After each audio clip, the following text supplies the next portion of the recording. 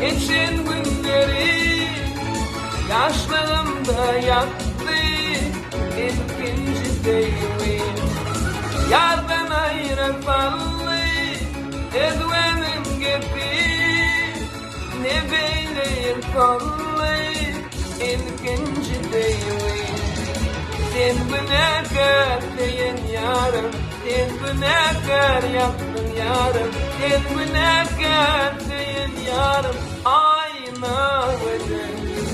Sen bu ne kadar yarım, sen bu ne kadar yaptın yarım, sen bu ne kadar yarım, ayna veren.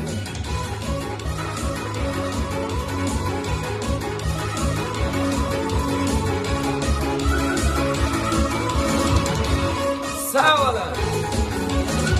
Yürekten çıkarıp ay diyar insan kutedi. Ediyetin yanlarıp aylayıp diyeceğimin yarı.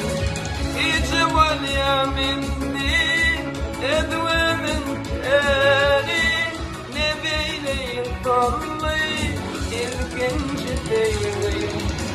Sen bu ne kadar yarım, sen bu ne kadar yaptın yarım, sen bu ne kadar yarım, ayna öderim.